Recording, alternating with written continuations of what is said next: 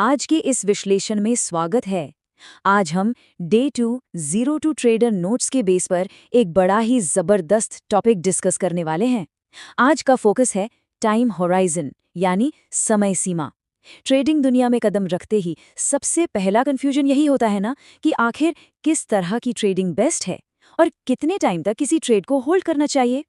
तो चलिए बिना किसी देरी के इन शानदार नोट्स के जरिए इस टाइम होराइजन जर्नी को शुरू करते हैं। सबसे बड़ा सवाल जो किसी भी नए ट्रेडर के दिमाग में आता है, कौन सी ट्रेडिंग स्टाइल सबसे बेहतर है? सच बताएं, इसका कोई एक एग्जैक्ट जवाब नहीं है। ये पूरी तरह इस बात पर डिपेंड करता है कि मार्केट को देने के लिए समय कितना है और रिस्क लेने की कैपेसिटी कितनी है। हर इंसान का लाइफस्टाइल अलग होता है ना? इसलिए एक सही और एजुकेटेड फैसला लेने के लिए इन स्टाइल्स को थोड़ा डीपली समझना होगा। आज का एजेंडा बिल्कुल क्लियर है। हम सबसे छोटे टाइम फ्रेम यानी इंट्राडे ट्रेडिंग से शुरू करेंगे, फिर समझेंगे कि मार्जिन क्या होता है। उसके बाद थोड़े लंबे समय के लिए स्विंग ट्रेडिंग और आखिर में पोजिशनल ट्रेडिंग देखते हुए इन सब का एक अल्टीमेट कंपैरिजन करेंगे। पहला point, intraday trading, the single day sprint. Intraday trading का सीधा सा मतलब है वो ट्रेडिंग जो पूरी तरह से एक ही दिन के अंदर निपट जाए। अगर इसको एक T20 क्रिकेट मैच की तरह देखें तो यहाँ सब कुछ बहुत फास्ट होता है। नोट्स में क्लियर लिखा है, स्पेसिफिकली सुबह 9:15 AM से दोपहर 3:30 PM के बीच, यानी सुबह खरीदा और मार्केट बंद होने से पहले बेच दिया। अगले दिन के लिए कुछ भी कैरी फॉरवर्ड नहीं होता। ये स्टाइल स्पेशली उन लोगों के लिए है जो प्रैक्टिकली मार्केट आवर्स के दौरान स्क्रीन के सामने बैठकर क्विक डिसीजंस ले सकते हैं।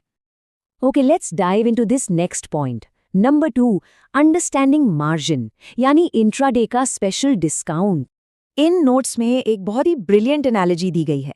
मार्जिन या लेवरेज, जो वैसे सुनने में बड़ा कॉम्प्लेक्स सा फाइनेंशियल वर्ड लगता है ना, उसे यहाँ बिल्कुल सीधी भाषा में एक डिस्काउंट बताया गया है। होता क्या है, इंट्राडे करते वक्त ब्रोकर एक तरह का स्पेशल डिस्काउंट देता है, जिससे छोटे कैपिटल वाले लोगों को भी बड़े ट्रेड्स लेने की सुविधा मिल जाती है। एक प्रैक्टिकल एग्जाम्पल देखते हैं, तब पिक्चर बिल्कुल क्लियर हो जाएगी। मान लीजिए XYZ कंपनी का एक शेयर है। अगर उस शेयर को डिलीवरी में खरीदना हो यानी लंबे समय के लिए अपने पास होल्ड करना हो तो एक शेयर पड़ेगा 5,000 रुपए का। लेकिन वही शेयर अगर सिर्फ इंट्राडे ट्रेडिंग के लिए खरीदा जाए तो वो सिर्फ 1,000 रुपए में मिल जाएगा। ये लिटरली मार्जिन का जादू है। ब्रोकर को पता है कि पोजीशन आज के आज क्लोज हो जाएगी, इसलिए वो एक हेवी डिस्काउंट दे देता है।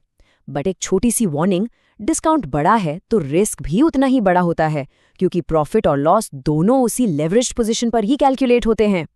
आगे बढ़ते हैं। Number 3, swing trading, catching the market wave. अब बात आती है स्विंग ट्रेडिंग की। इसका टाइम फ्रेम आमतौर पर 2 दिन से लेकर 2 से 3 हफ्ते तक का होता है। यहाँ एम होता है मार्केट के छोटे स्विंग यानी शॉर्ट टर्म मूवमेंट को पकड़ना। और पता है इसका सबसे बड़ा फायदा क्या है? हर मिनट मार्केट को ट्रैक करने की टेंशन नहीं होती। जो लोग फुल टाइम जॉब करते हैं उनके लिए ये एक रियल गेम चेंजर साबित हो सकती है।